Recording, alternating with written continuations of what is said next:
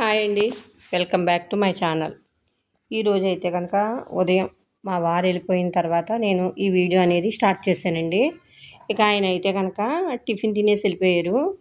అంటే నిన్న నేను బందర్ వెళ్ళాను మూలనే టిఫిన్కి ఏమీ ప్రత్యేకంగా నానబెట్టలేదు.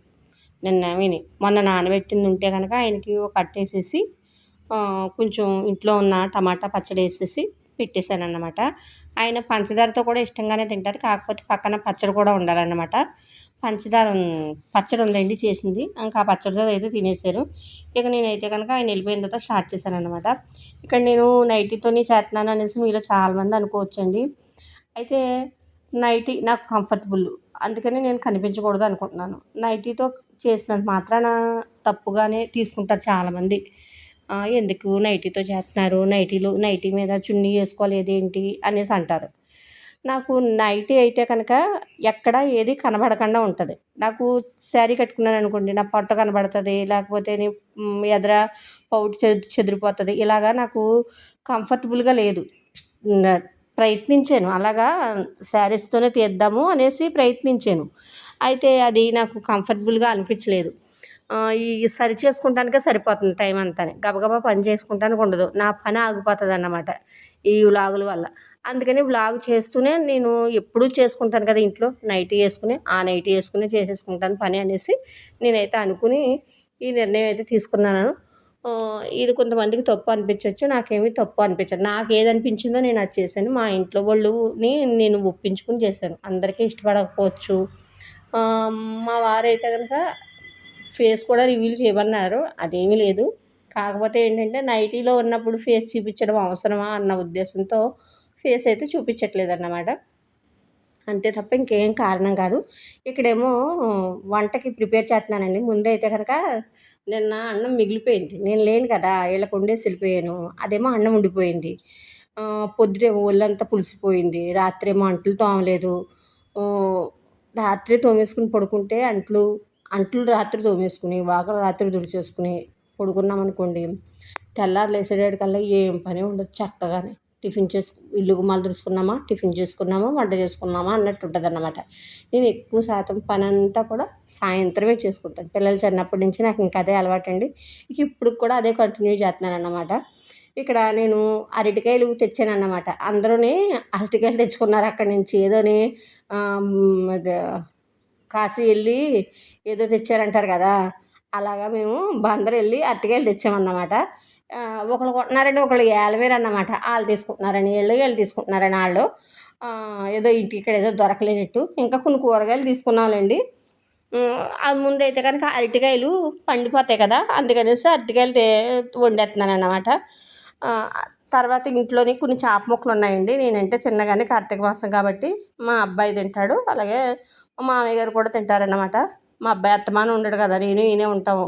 మామయ్య గారు ఏది వేసి పెట్టినా తింటారన్నమాట. మేము ఏం తింటే అది తింటారు మామయ్య గారు. ఇదే కావాలి అని ప్రత్యేకంగా ఆయన అడగరు. ఆయన ఏమి పెద్దగా కోరికలు అంటే కోరరు, ఇది అదే నేను చెప్పరు అన్నమాట. బాగుంటే ఒక ముద్ద ఎక్స్ట్రా తింటారు, బాగోకపోతే ఒక ముద్ద తక్కువ తింటారు. ఈయన అంతే, ఏమీ అనరు. అయితే ఇక్కడ మొత్తం కూరగాయలన్నీ కోసేసుకున్న తర్వాత నీట్గా ఎక్కడిదక్కడ పెట్టేసుకుంటాను అన్నమాట ఎప్పటికప్పుడు. లేకపోతే కనుక నాకు గజిబిజి కింద అన్నట్టు ఉంటుంది అనమాట. వంటగది క్లీన్గా లేకపోతే కనుక నేను వంట చేయకుండా కూర్చుంటాను కానీ ఒప్పుకుంటాను, కానీ వంటగది మట్టుకు నాకు క్లియర్గా ఉండాలన్నమాట. అప్పుడే నేను వంటగది దగ్గరికి వస్తాను. రూల్గా నేను స్టవ్ కూడా తోమేసుకుంటాను. మళ్ళీ బర్నరు తడిసిపోతే కనుక మళ్ళీ స్టవ్ వెలగదనేసి ఇంకా ఇవాళ బర్నరు స్టవ్ తోమలేదన్నమాట. రాత్రి తోమేసుకుని పడుకుంటాను అన్నమాట. ప్రెషర్ రావట్లేదు, అసలు ఎంత చిరాకు వచ్చేస్తుందో. అందుకని మధ్యలో చూసుకుంటా కలుపుకుంటా ఉన్నానన్నమాట. నా పెళ్ళైన దగ్గర నుంచి నాకు కుక్కరే అలవాటు అండి. నాకు వార్చడం రాదు. వార్చుతాను ఎంతవరకు కుంచులు బియ్యం 2 కొంచాలు అయితే కనుక వార్చుతాను. మా ఇంట్లో వాళ్ళు వండుకునే అన్నాన్ని అయితే మటుకు నేను వార్చలేను. సగమేమో గెంజిలో ఉంటుంది, సగమేమో కుండలో ఉంటుంది అన్నట్టు ఉంటుంది అన్నమాట. అందుకనేసి నేను వార్చను. ఎప్పుడు కూడా కుక్కర్లోనే పెడతాను. రాత్రి అన్నం మిగిలిపోతే కనుక పొద్దుటికి ఇలా పెడతాను, లేకపోతే కనుక సాయంత్రం మిగిలిపోతే ఇలా చేస్తాను. అలా 1-2 సార్లు చేసుకోవాలి, పద్దాకా చేసుకోకూడదు అన్నమాట. స్పెసిఫిక్గా నేను కూర గురించి ఏం చెప్పట్లేదండి, ఎందుకంటే అరటికాయ కూర అందరికీ తెలుసు కదా. అందులోనూ నేను చాలా సులువుగా వండేస్తాను అరటికాయ కూర. ఏ కూర అయినా సరే పెద్ద ఆర్భాటంగా ఏం వండను, చాలా సులువుగా చేస్తాను. అన్నిటిలోకి అల్లం వెల్లుల్లిపాయ పేస్ట్ వేయను, అలాగే మసాలా పొడి వేయను. అంటే మా ఇంట్లోని వేడి చేసేస్తుంది అంటారు మామయ్య గారు. వేడి చేసేస్తుందమ్మా అంటారు మసాలాలు అంటే. అందుకనేసి మసాలాలు కొంచెం తగ్గించుకునే వాడుకుంటాం. ఇక ఇక్కడైతే కనుక అరటికాయ కూర వండుతాని నేను మళ్ళీ ఇల్లు సర్దుకుంటున్నాను అనమాట. అటు ఇటు వెళ్ళి మధ్య మధ్యలో వస్తాను. ఇంకా కెమెరా అక్కడి నుంచి ఇక్కడికి ఇక్కడి నుంచి అక్కడికి తిప్పడం రాదు కదా, కొత్త కదా, వీడియోలు కొంచెం కష్టంగా ఉందన్నమాట. అలా ఆన్ చేసుకుంటూ అంటాను. కొత్తగా కూడా అనిపించింది అన్నమాట.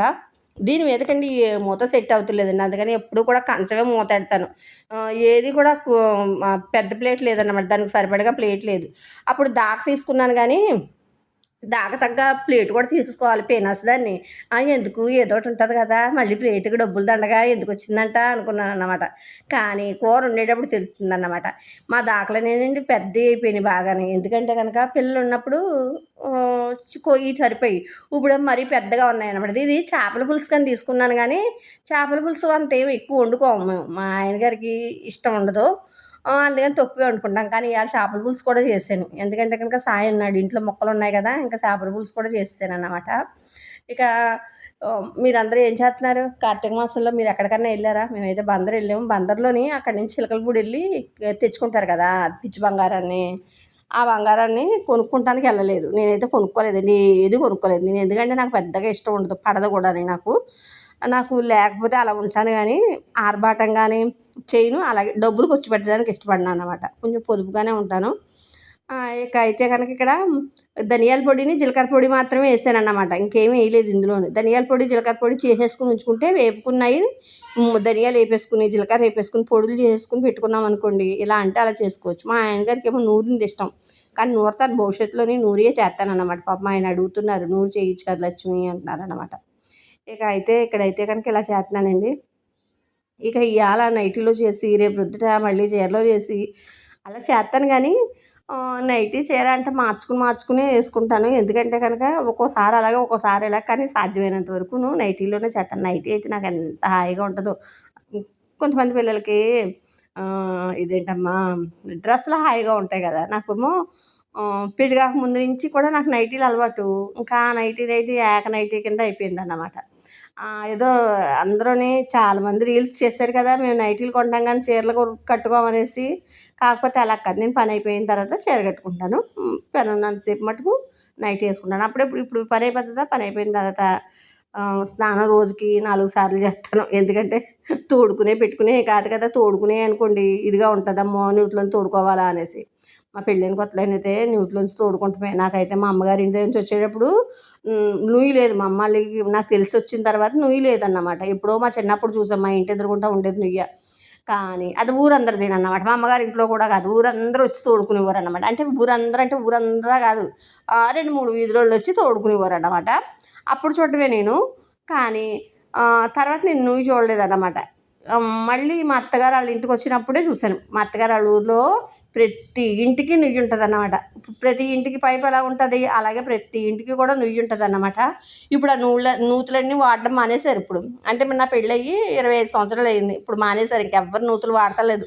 అందరి నూతులు కూడా పాడైపోయినాయి, ఎవరి నూతులు కూడా బాగోలేదు. ఇంకా అందరూ కూడా వచ్చేస్తున్నాయి కదా, నీళ్ళు బాగానే వచ్చేస్తున్నాయి పుష్కలంగానే, ఆ నీళ్ళే వాడుకుంటున్నారు అన్నమాట. ఇంకా కార్తీక మాసంలో అయితే మేము వనభోజనాలకు వెళ్ళాం. మీరు అందరూ వనభోజనాలకు వెళ్ళారా? కార్తీక మాసంలో కూడా సోమవారం నాడు కాలువ దగ్గరికి వెళ్ళి వాళ్ళు స్నానాలు చేయడానికి. ఇప్పుడు కాలువ దగ్గరికి కాకుండా ఉత్తి రోజుల్లోనేమో మామూలు రోజుల్లోనేమో నూతి దగ్గర దండం పెట్టుకునేవాళ్ళం అన్నమాట. ఇప్పుడు నూతులు ఉండలేదు, నూతి దగ్గర దీపాలు వదిలేవాళ్ళం అన్నమాట. ఇప్పుడు ఇంట్లోనే ఒక పళ్ళెం పెట్టేసుకుని ఆ పళ్ళులో పెట్టేసి దీపాలు పెట్టేసుకుంటున్నాం అన్నమాట. అయితే నేను చాలామంది అండి నేను చూస్తున్నాను వీడియోస్లోను, మేము పూజ చేసుకున్నాము, దీపాలు ఇలా పళ్ళులో వదులుకున్నాము అని చెప్తున్నారు కదా, అది స్టీల్ పళ్ళెం పెడుతున్నారన్నమాట. అసలు స్టీల్ పళ్ళెం వాడకూడదండి, ఇత్తడి పళ్ళెం వాడాలి, అంతే తప్ప మీరు అందులో వదలకపోయినా నాకు తెలిసినంత వరకు నేను చెప్తున్నానండి. ప్రతి ఒక్కళ్ళకి ఇత్తడి పళ్ళెం ఉంటుందా అని అంటే కొనుక్కోవాలి. ఏం చేస్తే ఒకసారి కొనుక్కున్నాం అనుకోండి ఇంక లైఫ్ లాంగ్ ఉంటుంది కదా. ఇంకా కాబట్టి ఒక ఇత్తడి పళ్ళెం చిన్నదైనా సరే కొనుక్కోవచ్చు. అంటే అందరికీ ఉంటాయి, ఉండకుండా ఏమి ఉండవు. అంటే తెలియకపోవచ్చు వాళ్ళకి స్టీల్ పళ్ళెంలో వేసుకుని వదులుకోకూడదు అన్న విషయం తెలియకపోవచ్చు. తర్వాత స్టీల్ పళ్ళెం అయితే కనుక పని అయిపోయిన తోమేసుకుంటాం, ఈజీగా ఉంటుంది, కొద్దిగా సబ్బు పెడితే తెల్లగా వచ్చేస్తుంది. అదే ఇత్తడి పళ్ళెం అలా కాదుగా, కొంచెం మళ్ళీ చింతపండు పెట్టి అవన్నీ ఇదేంటమ్మా ఇటుక ఉంటుంది కదండి, ఆ ఇటుక అంటా పెట్టుకుని అది పొడి చేసుకుని తోముకుని తర్వాత ఏమో మళ్ళీనేమో కొంగుడిగా ఏమో మెరుపు రావడానికి పెట్టి ఇవన్నీ చేసి తోముకోవాలన్నమాట ఎత్తడి సామాను అంటే కనుక. కానీ స్టీల్ అయితే అలా కాదుగా, సబ్బు ఇలా పెడితే అలా వచ్చేస్తుంది అన్నమాట. అందుకనేసి స్టీల్ వాటిలో కానీ ఉపయోగిస్తున్నారేమోలే పిల్లలు, ఓన్లీ పూజ చెడగొట్టడం ఎందుకులే అనుకున్నాను. అంటే నేను వాళ్ళ దగ్గరికి వెళ్ళి ఏం చెప్పను కానీ మామూలుగా ఫోన్లే ఎలాగోలా చేసుకుంటున్నారు కదా అనుకున్నాను. కానీ ఫోన్లే ఎలాగోలాగా చేసుకుంటున్నారు అన్నట్టు ఫోన్లే అన్నట్టు చేయకూడదు, ఎలాగోలాగా అన్నట్టు చేయకూడదు, పనానాలాగా అన్నట్టే చేయాలి. ఫోన్లే ఏంటి దేవుడికి చేసేటప్పుడు చాలామంది అంటారు ఎలాగోలా చేసుకుంటున్నారు కదా చేసుకోనివ్వండి దేవుడు పూజ అంటారు. దేవుడికి ఎలాగోలాగా చేసేస్తారు. ఎలాగోలాగా ఉంటే కూర తినేస్తారా? ఇప్పుడు వండుతున్నాను కూర, అందులో ఉప్పు లేకపోతేని లేకపోతే కారం సరిగ్గా లేకపోతేని పులుపు సరిగ్గా లేకపోతే తింటారా? ఎలాగోలా తినేస్తాంలే అనేసి ఒక రోజు అంటే తినేస్తారు, 2 రోజులు అంటే తినేస్తారు, లైఫ్ లాంగ్ తింటారా? తినరు కదా. కానీ పూజ దగ్గరికి వచ్చేటడికి ఎలాగోలా చేసుకుంటున్నారులే, ఎలాగోలా చేసుకుంటున్నారు, ఎలాగోలా ఎప్పుడు ఎలాగోలా చేయకూడదు, మనలాగా చేయాలి. అలా ఓపుకుంటేనే చేసుకోవాలి. లేకపోతే కనుక 2 చేతులు జోడించి పరమాత్మ తండ్రి మాకు ఇంతే ఓపిక ఉంది, మేము ఇలా మాత్రమే జోడించుకోగలమని నామస్మరణ చేసుకున్నా సరిపోతుంది. అంతేగాని ఎలా పడితే అలా ఎప్పుడు చేయకూడదు నేను అనుకుంటున్నాను. మిగతా వాళ్ళ విషయం అయితే నాకైతే తెలియదు. అని మళ్ళీ నేను మాట్లాడిన వివాదాస్పదంగా ఉంటాయన్నమాట. ఏంటండి వివాదాస్పదం అంటున్నారంటే నేను మాట్లాడినవి అంటే అలాగే ఉంటాయండి. మా ఆయన గారు అంటూ ఉంటారన్నమాట, ఎప్పుడు చూసినా పొల్లు ఇరిసినట్టు మాట్లాడతావు, అన్ని మొహం మీద కుండబద్దలు కొట్టినట్టు మాట్లాడతావు అంటారు. అంటే ఉన్నమాట నాకు చెప్పడం అలవాటు, అలా దాచుకుంటాం అంట నాకు రాదన్నమాట. అయితే ఇక్కడైతే కనుక శుభ్రంగా కూర అయిపోయిందండి. పనులు మధ్య మధ్యలో ఉన్న పనులన్నీ చేసేసుకుంటున్నాను కదా, చేపల కూరకు కూడా రెడీ చేసేసాను కదా. అయితే ఇక్కడ కూర నేను టిఫిన్ తినలేదు, మా ఆయనే కదా తిన్నాడు మరి టిఫిన్. నాకు ఆకలేస్తుంది, నా ఆత్మారాముడు తినమంటున్నాడు, అమ్మ అన్నం తిను అమ్మ అన్నం తిను అంటున్నాడు అనమాట. అంటే నా రాముడు అమ్మ అమ్మ అని పిలుస్తున్నాడు అన్నమాట. నా ఆత్మారాముడు అమ్మ అన్నం తిను అమ్మ అన్నం తిను అంటున్నాడు అన్నమాట. ఇంకా అందుకనేసి కొంచెం ప్లేట్లో పెట్టుకుని అన్నం మట్టుకైతే కానీ తినేసానండి. లేకపోతే కనుక ఇంకా తర్వాత పనులు చేసుకోవాలి కదా. తింటేనే ఓపిక ఉంటుంది, తింటేనే చేయగలుగుతాం. కాబట్టి తిండిని మానేసి అంటానే చేసుకోకూడదు. పూజ అయినా సరే అంతే, నోమైనా సరే వ్రతమైనా సరే ఏదైనా సరే మరీ కటిక ఉపాసాలు కటిక నోములు అంట చేయకూడదంటండి. అలాగా ఇన్నాళ్ళు అయితే కనుక తెలియక చేసేవారు. మా అమ్మమ్మ గారు అయితే ఉపవాసం ఉంటే ఉమ్ము కూడా మింగేవారు కాదు. అలా మింగకుండా ఉండడం వల్ల గొంతుకి నొప్పి వచ్చేసేది అన్నమాట. గొంతుకు అదొక రకంగా అయిపోయేది. సాయంత్రం చేసి ఇక ప్రసాదం తిన్నా సరే దిగేది కాదు గొంతుకు, అంత కఠినంగా చేసేవారు ఉపవాసం ఇన్నర రోజుల్లోనూ. కాకపోతే ఏంటి ఇప్పుడు ఆరోగ్యరీత్యా పోనీలే అని కాదు, పోనీలే తినకపోయినా తినేసినా పర్వాలేదని కాదు, ఆరోగ్యరీత్యా కొంచెం అలాగ చూసుకుని చేస్తున్నారు. తర్వాత తెలిసిందన్నమాట ఆత్మ అనేది కూడా ఒక జీవే కాబట్టి ఆ జీవిని మనం బాధ పెట్టి ఉపవాసం చేయకూడదు కాబట్టి ఇలాగ చెయ్యాలన్న విషయం అర్థమయ్యి కనీసం తులసాకన్నా వేసుకుని, అంటే టీ తాగే వాళ్ళకి టీ తాగకపోతే ఉండలేరు కదా, అందులో తులసాకు వేసుకుని, పాలు తాగే వాళ్ళు పాలు తాగకుండా ఉండలేరు కదా, అందులో తులసాకు వేసుకుని చేస్తారన్నమాట. తాగి ఉపవాసం చేస్తున్నారన్నమాట. ఇప్పుడు కటిక ఉపవాసం ఉండలేదు ఎవరూ, అంత కటిక ఉపవాసం ఉండకూడదన్నమాట. ఇదైతే మా బేబీ తీసుకొచ్చిందన్నమాట. బాగుంటుంది, చాలా బాగుంటుంది. చేపలు ఏదో అంటారేమో నాకైతే తెలియదు, కానీ తెమ్మంటే తెచ్చిందన్నమాట. చాలా సులువుగా అయిపోతుంది, నాకు ఉల్లిపాయలు కోసుకుంటాం అంటే పెద్ద పని కింద ఉండదు. చేపలు పులుసు చేయడం కూడా చాలా ఈజీ, ఇలా అంటే అయిపోతుంది, ఇలా అంటే అలా అయిపోతుంది. ఇక అయితే కనుక ఇందాక మా చెల్లాళ్ళు వచ్చారు మా ఇంటికి. ఇలా వెళ్తున్నారంట, ఏదో గుడికి వెళ్తున్నారంట. భార్యాభర్తలు ఇద్దరే వెళ్తున్నారన్నమాట. వాళ్ళిద్దరూ కొంచెం లావుగానే ఉంటారు, నేను లావుగానే ఉంటాను కదా, నేను మరి సన్నగా ఏమి ఉండను కదా. మా చెల్లి అడిగిందంట, ఫోన్ చేసేద్దామా మా అక్క కూడా రెడీ అయిపోతుంది అనేసి. ఎక్కడికి సరిపోతుంది, బండి సరిపోతుంది అన్నట్టు ఆయన. నాకు మా ఇంటికి వచ్చారు దారిలోనే కదా అనేసి, వస్తాను నేను ఎక్కలేని బాబు బండి సరిపోదు అనేసి అన్నాను.